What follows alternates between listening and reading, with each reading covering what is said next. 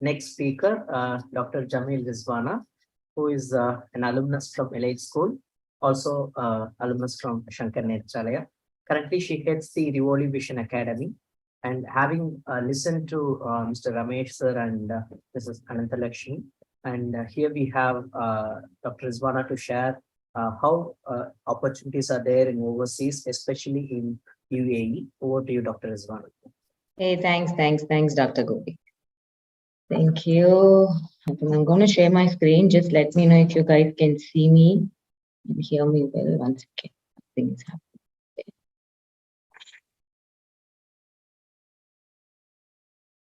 Yeah, can you see? Yeah, it's up. Yeah. Can you see me? Yes, perfectly. Okay. Okay, I don't know, like after I was listening to everybody, like, should I really talk?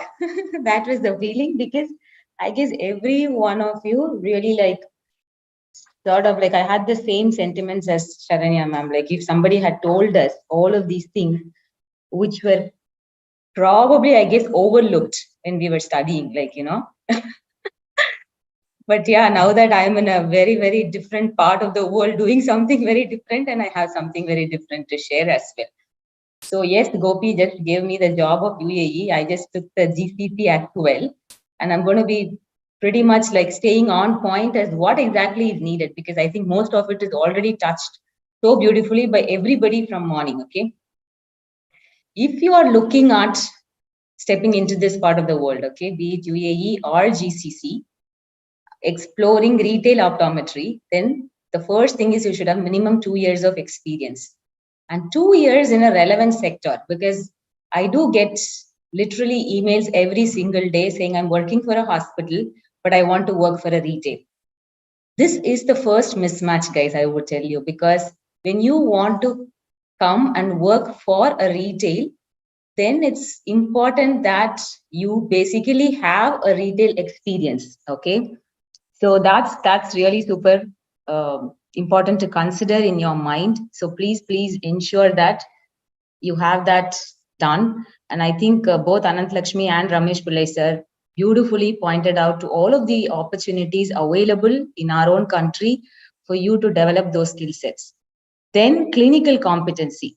We just think that when it comes to clinical competency, I'll tell you, I'll just touch in the next slide. We sort of underestimate the importance of our clinical skills when it comes to comprehensive eye examination. Our just brain stops the moment we just do refraction and then do slit lamp, and then it just stops there. But no, end of the day, we are optometrists, and our clinical competency skills are mandatory wherever you want to go, okay? Because that's what will then make you stand out in the crowd. So do not underestimate the importance of your internship, the importance of developing your clinical acumen and your clinical competency. Then very, very specific to retail are two aspects. Yes, we did, I think the previous speaker spoke about knowledge, skill, and attitude. But when it comes to like retail, commercial acumen and personality are two major components, okay? And these are skill sets that can be developed with proper experience, exposure, and your own willingness to learn. If you've decided, I'm going to step out of the country and I'm going to explore retail optometry, then be willing to also develop these skill sets, okay? And if you look at this market, you can enter into retail optometry, which is what majority of people do. Hospital and clinical practice, a lot of optometrists are into it. And yes, corporate training roles are available, but not like you don't come from a non-training background and you can't become a trainer. So you have to have prior experience in the industry as trainer. Then you can also join industries. And there are some of those optometrists that are becoming dealers, like equipment dealers, instrument dealers, commercializing their own products and contact lenses and low vision devices. There's so much that's happening around. And then so looking at specific licensing requirements, guys, if you're looking at specific countries, okay, in the UAE, if you are looking at Dubai, if you're looking at Abu Dhabi, or looking at Northern Emirates.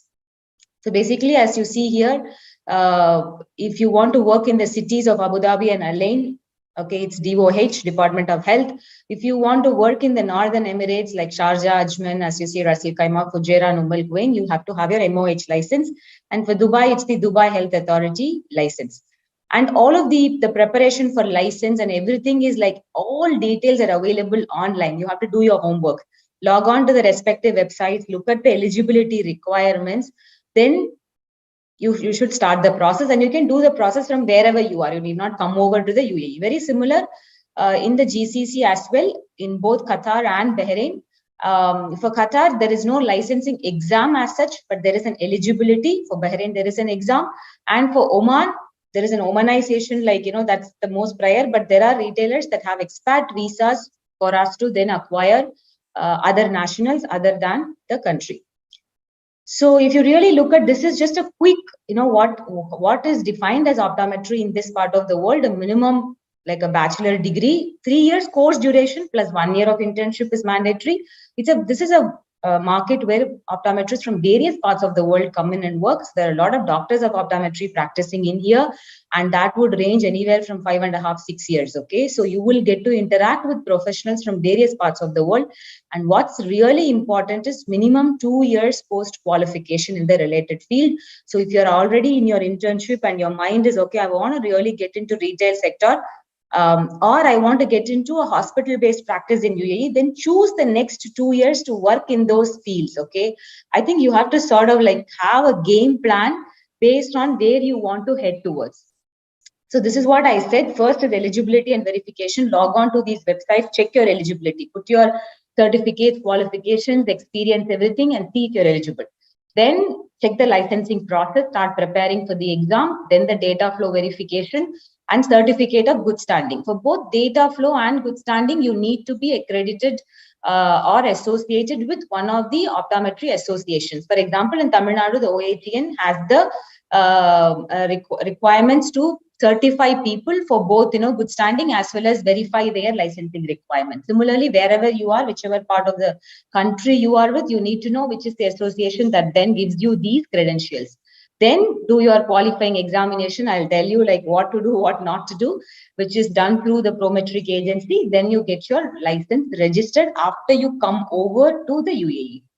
If you are looking at the retail clinical sector, I'm not going to touch on this, but this is exactly what you need to be practicing day in and day out wherever you are at the moment. You should be like super good when it comes to performing, like doing comprehensive eye testing, spectacle prescription, advising your, I'm using the word clients, patients or customers on what lens to choose, what frames to choose, what contact lenses to choose. I think I'll tell you, like, because this is a new field for me and I have overlooked this despite having so many years of clinical experience back home. And it just made me realize that how crucial this is. Okay, imagine that you're having your own practice. Wouldn't you then be interested in knowing all of these? Then dispensing and selling optical frames, contact lenses, and sunglasses. This is a market which is very brand focused. Okay, so you should really, really know about the brands, commercial acumen, and being a team player, because you are going to be interacting, as I said, like with people at different levels. Now, what to do? As I stressed enough before, slit lamp, slit lamp, slit lamp. I mean, guys, because I'm like on this selection board interviewing optoms every single day, I have to say, admit to this group here that when I ask, okay, how confident are you in doing slit lamp? Because people would think, oh, retail, slit lamp. See, there is a lot of referral management we do. This is a hardcore primary eye care practice. Okay, so the customer comes to you, you do your refractive management, then you also look at whether there are other ocular diseases that need co-management. And some of our practices also have fundus cameras and non-contact tonometers. So this is like a perfect place for you to establish all of optometry. Okay, so do not underestimate. And if you do not have these skill sets and are not able to spell out the 5 layers of cornea, then definitely, like you have to rethink as what we've learned. Then ophthalmic dispensing. I mean, beyond your interpupillary distance and optical centration, which is the most crucial, there is a lot that you need to really know apart from the textbook knowledge to be able to make these measurements. Yes, technology has enabled all of this to be like super easy, but when it comes to placing the order for these lenses and frames, we are dealing with a different profile of customers. So you also need to know, okay, like what are these measurements that are relevant to this specific lens design? Yeah. And that's why specialty ophthalmic lenses, be it your anti-fatigue lenses, be it your individualized designs, be it your digital designs. Okay. So it's not just about single vision and progressive. There's so much in between, and there is so much portfolio that's available under each of these designs. So if you want to get into this industry, you better then know about the developments.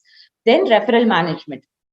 Ramesh Pillai sir touched about all of this, the grooming and the communication. It's not about this language, okay, but it's about the way that you communicate, the way that you listen, the way that you focus, the way that you pay attention to that person, like, you know, when you interact, and the way you interact with every level, okay, in the whole management. All of this then decides your career growth. If you just want to be a simpleton optometrist, just coming in and doing your 9 to 5, 10 to 6, you can come in and then keep seeing patients after patients and go back. But if you want to grow, the finesse, okay, the finesse in your personality is like very important. Mental resilience, coming out of home and surviving in a place outside home. I'll tell you, leaving loved ones, coming in here, working straight shifts, working like, you know, like midnights. It's not easy. You have to be prepared. Many of us are not really prepared. Okay. So we are like, okay, we're so used to this very fixed working hours. But if you want growth, then you need to be able to challenge yourself. So build that resilience and have enough support systems. Don't fall back to, like, I've seen people developing mental health issues, anxiety and depression, and I'm really telling you, it's not worth it. Like, I don't want any of us to then get into that part. Like, yes, good stress is important. Good stress always helps us to grow, but don't have to like squeeze yourself so much to the point of burning out. Emotional intelligence. This is like one word, but under this, there is so much. Please go read about it. I do trainings on EI. There are several layers under EI. If there is one skill set that's going to make you stand out and that's going to make you move to the top 1%, whatever you do, not just optometry, life at large, then get your EI skills, okay, EQ skills. It's not just IQ, it's your emotional quotient and your emotional intelligence that's really, really important. Health and fitness. It's not just, you know, I don't want you to be a fitness freak, but I want you to ensure your BMI is in order. I want you to ensure that you keep your skin in good condition. Okay, I want you to ensure that your parameters are really like normal, because when you just come into this part of the world, retail industry, any retail sector for that matter, is a bit different from your regular hospital clinical practice. So if we underestimate these things and we come in and we're not able to give our best and we think what's really happening, there's brain fog, there's cloudiness, it's because you've not taken care of the most important vehicle, the temple, which is your body. Okay, so ensure that you take care of that. Now, what not to do? Please don't be dependent. Like, yes, I'm hearing that there are agencies that charges you a few $1,000 and helps you clear these exams because they give you 10, 15 multiple choice questions, 100, like usually 100 to 150 MCQs are part of this licensing exam, because they have these question banks. They then give you something and then you do like monotonous again and again, inky pinky karke, then you clear and you come over and we ask you something basic, blinking. So please, what is important is if you learn whatever that's been taught in your first 3 years of optometry, if you really, really like, if you have your mentor, that is where they come in. Core clinical skills, okay? Core clinical skills, your low vision, your binocular vision, ophthalmic dispensing, visual optics, contact lenses, geriatric optometry, pediatric optometry, then ophthalmic dispensing. Okay, so if you get these core areas right and keep reading and like do your proper transposition and everything, you will be able to clear these exams without any difficulty. But if you're dependent on agencies, because okay, like I want to really practice, do it, but don't do it in a sense like, okay, like, you know, I'll only just look at these MCQs and clear, but not really learn. Don't do that. And if you don't invest on your personality development, so you know best about your own self, like we are the best mirrors for us. Stand in front of the mirror and see if you will recruit yourself, okay, for this industry. And then see, okay, where do I have to improve? It's not becoming Aishwarya Rai's and Amitabh Bachchan's, but it's becoming the best version of your own self in terms of how can I then sort of like groom myself a bit more better, iron and wear my clothes every day to work, okay, and ensure that my my dining etiquettes, okay, and all of those are fine. So please look at every component of your personality development, which is that's going to help you grow in this industry. Then dispensing skills, I can't emphasize this enough. And please don't choose anything for just financial remuneration. I mean, yes, financial requirements are part and parcel of life, but if you just choose something because it's going to give you money, I think it will make your life miserable. I'll tell you why in the next slide. Do not underestimate the role that you get to play in the retail. Do not think it's just a dispensing role. No. And if you have been working in hospital and want to come over straight to retail, there is a mismatch of your own expectations, and you're going to come and feel as if you don't belong to this place. So I don't want that to happen as well. So when should you really consider? When you want to develop your practice and you are retail practice and you want to grow within this sector. As Ramesh Pillai sir said and Anant ma'am said, you can do anything within this place, okay? You can start as a clinical optometrist, then you can go to supervisory role, you can become an area optometrist, you can become an area manager, you can become a cluster optometrist, you can become a regional manager, you can get into operations, you can get into commercials, you can get into training, and then you can become a part of the management. Provided you have all of those necessary skill sets. So when it comes to clinical skills, these are the important things that people get to do in a hospital-based practice. Okay, if you're looking for hospital to hospital, ensure that you're good at all of these. And what you get out of this exposure, like this work environment, is diversity, because both your colleagues as well as your clients are going to be from different parts of the world. And this is the best place to really learn, interact, communicate, learn everything basically, like under the roof. And when you look at financial base, okay, it's very important. I know, like, it's important, but look at it as short term. So if you tell me, Riz, I would come here, work for 2 years, make my financial base like set, and then I want to pursue my higher studies, come over. Or I would come, like, ensure that I save, I go back, I open my own practice, best. So have your skills, like have your thought process clear. Don't think about like coming in and working 10 years under the same retail industry. That's not what this place is for, because growth will be limited and saturated at some point, because only one person get to then grow to the top of the ladder. So this is what I want to say towards the end. We can create opportunities and thereby the life of our dreams, because I never thought about it. When opportunity knocked at my door one step, I said, okay, let me step out of my comfort zone and see what life has to offer. Worst come worst, I fail. I took it and I came. But you should know what you want, because the world will ask you who you are. And if you don't know, the world will tell you. And then so you decide.